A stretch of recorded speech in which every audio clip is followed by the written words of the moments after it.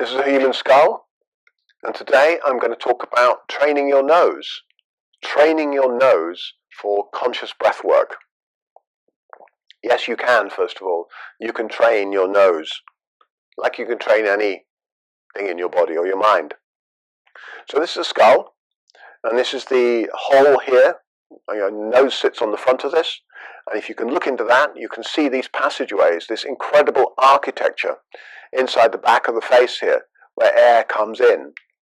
Now, a lot of people are breathing through the mouth here, and that's not so beneficial for the body, certainly not on a daily basis. It's okay short term for certain things, but ideally you want to be training the nose so you can breathe in through the nose as much as is humanly possible. If you look at the back of the skull in here, you can see where the passageways come through, where the air goes all the way through here and goes down into the pharynx and down into the trachea, down into your lungs.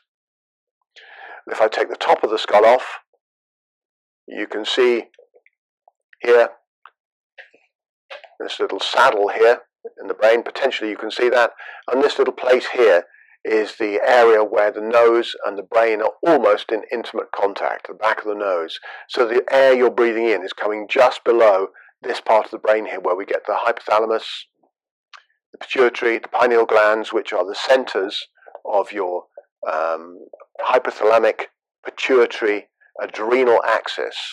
That's the bits of the brain and the glands that run the autonomic function in your body. That's how you live, basically, in terms of your stress response and how you manage day-to-day experiences.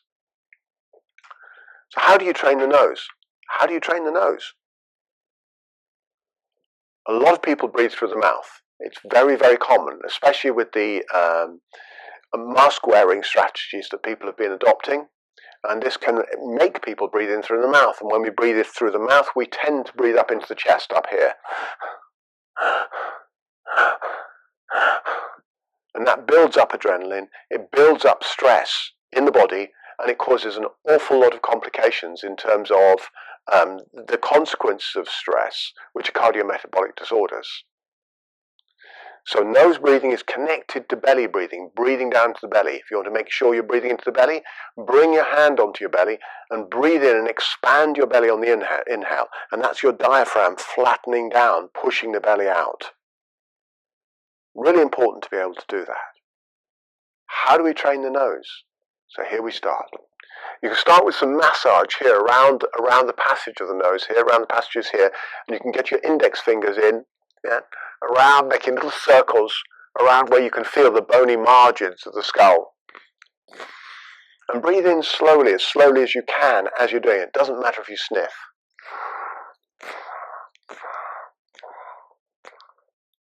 All the way down to the bottom corners here.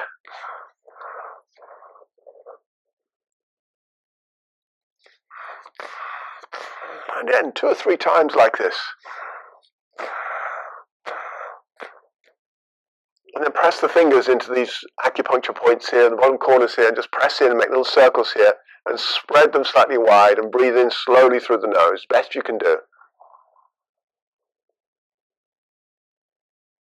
That's the start of breathing it through the nose. The next thing I want to talk about is the nasalis muscles, which are these muscles here. If I do this, you can probably see them here. These ones here, they come from the bridge of the nose, down onto the face here on the sides. And what they do is they open the nasal passages. Okay? Now again, these are often very weak in a lot of people because we tend to breathe either through the mouth or very passively through the nose. So you can activate these muscles and switch them on. And again, we're going to train these over time. And that spreads the nasal passages open. And ideally, we're going to be breathing through the nose as slow as is possible. And of course, that depends on your carbon dioxide tolerance. It depends on how you've been breathing. And if you've been mouth breathing, your carbon dioxide tolerance will be quite low. So you'll tend to feel breathless. You'll tend to feel hungry on the breath, which means you can't take a slow inhale. So we'll work with that over time. But that's why I say, just do the best you can for now. We'll build that up. Okay? Okay. So that's nasal passages, massaging, opening up with the nasalis muscle the best you can. Slow inhale. The next piece of the puzzle is what you're doing with your tongue and your mouth. So these muscles, the jaw muscles, relaxed as possible. And the tongue, there are two positions that are useful to work with. Just behind the top teeth, which is where the tongue comes in, top teeth just underneath there like that. And the next one is right on the top of the mouth, up on the top of the mouth, the cerebral point as it's called, on the top of the palate, on the top of the hard palate. You can vary the amounts of pressure depending on how open or how closed your nasal passages are. So you might want to put a bit more pressure on. So let's try the tongue in the top position first, which is the best position to train the nose open to begin with. And when you press the tongue up there, you'll feel these muscles around the hyoid, around the throat here switching on. So press your tongue up quite firmly to start with. You can always reduce the pressure later. And then switch on these nasalis. So tongue pressed up, nasalis open, and breathe in as slow as you can through the nose, down into the belly. It doesn't matter if you snarl. Sometimes these muscles around the mouth and the nasal muscles are all kind of stuck together. We've got to do a bit of face yoga to loosen them up. So we can get that open.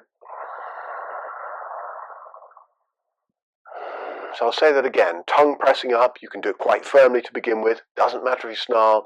Nasalis muscles open. Breathe in as slow as you can and get that breath going down into the belly so the diaphragm's pushing down into the abdominal area, into the belly area, and you'll feel the belly pushing out into your hand. And then breathe out through the nose. And relax. In again, press the tongue.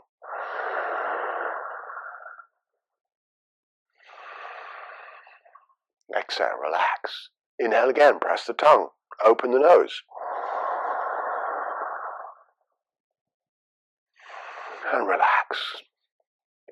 That's starting to train the nose open. Now, ideally, you'll do this whenever you're exercising. When you go running or doing any exercising, it's a bit harder with swimming. Talk about that another time. But best you can, train the nose and do your exercise at the pace of your breath. And don't let the breath become mouth breathing and then your body catches up on the anaerobic respiration later. So build up that nasal capacity, build up that nasal power and train the nose. One last point, some kinds of yogic breathing, they do alternate nostril breathing. They use the fingers like this, fingers and thumb to close the nose like this. Open one side, close the other side, sometimes like this with two fingers at the top of the head, using the thumb and the index and the ring finger. Okay. Different styles. They're great to start with. And training the nose to breathe in through alternate nostrils actually switches on the executive choice-making function of the different sides of the prefrontal cortex. It's the choice-making function, it facilitates learning, it facilitates memory, recall, and it facilitates emotional processing. What choice do you have around what you're feeling? So this part of the brain is really crucial, really important. And what you can actually do over time, and I've had this tested, is you can breathe in at will through one side, one nostril at a time. So I'm going to breathe in through my left nostril. And you'll probably see these muscles on this side working. And stop and hold it for a moment, and I'm going to breathe out through the right side. And up through the right. Hold, switch these muscles on, and then breathe out through my left.